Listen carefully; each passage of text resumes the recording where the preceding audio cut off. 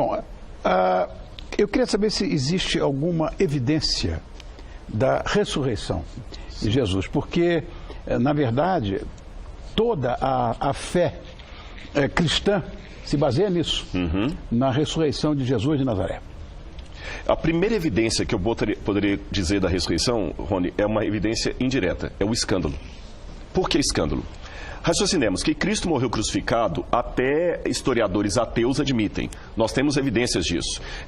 Você tem, Suetônio fala da crucifixão de Jesus, Tácito fala da crucifixão de Jesus, Flávio Josefo fala da crucifixão de Jesus. São elementos fora da Bíblia que mencionam Cristo crucificado. Então, que ele morreu crucificado, isso é fato. Uma vergonha. Então, de onde vem essa história da ressurreição? Um cético diria, bom, foi um modo que os discípulos usaram para apagar a vergonha da crucifixão. Mas se eles fossem usar alguma historieta, não poderia ser a ressurreição, eu digo por uma razão. Naquela época, se eles dissessem que Jesus morreu e a alma dele foi para o céu, todos aqueles que seguiam a filosofia de Platão bateriam palma. Sim. Se eles dissessem que Cristo transmigrou, que a alma dele saiu do seu corpo e encarnou num outro corpo, eles também teriam um aplauso para uma boa parte do judaísmo. Sem dúvida. Mas dizer que Jesus morreu e ressuscitou, nem judeus, nem gregos, nem os epicureus, ninguém em sã consciência naquela época bateria palma para aquilo. Haja vista que quando Paulo falou em Atenas, todo mundo admirou da filosofia dele. Quando ele falou de ressurreição, ninguém ia acreditar numa coisa dessa. Por que os cristãos iam inventar uma história tão estúpida para rebater um caso de uma crucifixão? Não faz sentido isso. Fora outros detalhes que eu podia dizer do ponto de vista do mito, o mito demora séculos para se compor, porque enquanto ele acontece é fato alguém desmentir. Os relatos da ressurreição estão muito próximos ao relato da crucifixão, e mesmo historiadores judeus que não acreditam que Jesus é o Messias admitem que a história da ressurreição é verdadeira. Bom, ele é um profeta do judaísmo, né? Yeshua é, na verdade, um profeta do judaísmo.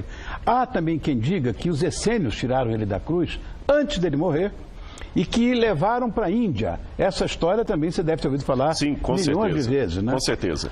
Uma coisa que me causa também algum espanto é o seguinte: a nossa cultura ocidental retrata Jesus de Nazaré de cabelo louro, olho azul, quando na verdade ele era um judeu sefaradim. Não tem nada a ver. Meu pai tinha um quadro em casa, a verdadeira face de Jesus. Não tinha nada a ver com esse Jesus louro, de olhos azuis.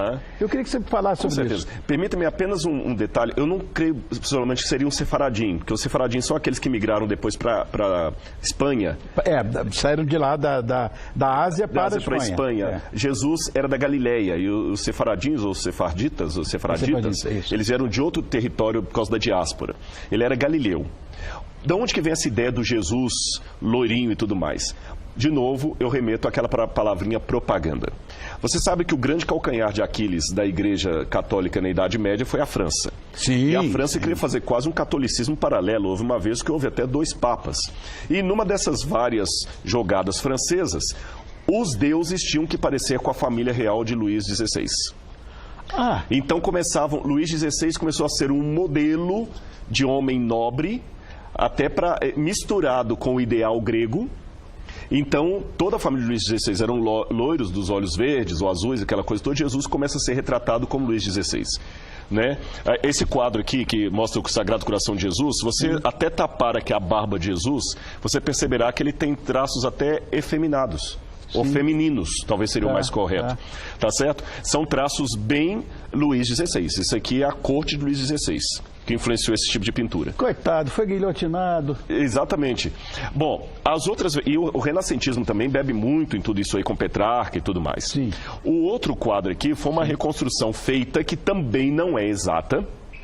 Porque pegaram um crânio judaico do 1º século e então bolaram como é que seria Jesus, etc. Mas até quem é especializado em pegar um crânio e tentar reconstruir um rosto a partir daquele crânio, ele tem limitações. Por exemplo, a cartilagem do nariz, você não sabe se o sujeito tinha um nariz chapoca, você deduz. Não é? Claro. Possivelmente que eu discordaria desse quadro de cá. do quadro que está do outro lado, do seu lado aí. Jesus talvez teria cabelos longos, porque Exatamente. os judeus... A foto não, a representação Exatamente. do papai tinha era com... O paiote, que era aquele... Isso, o paiote, aquelas trancinhas. Aquelas trancinhas.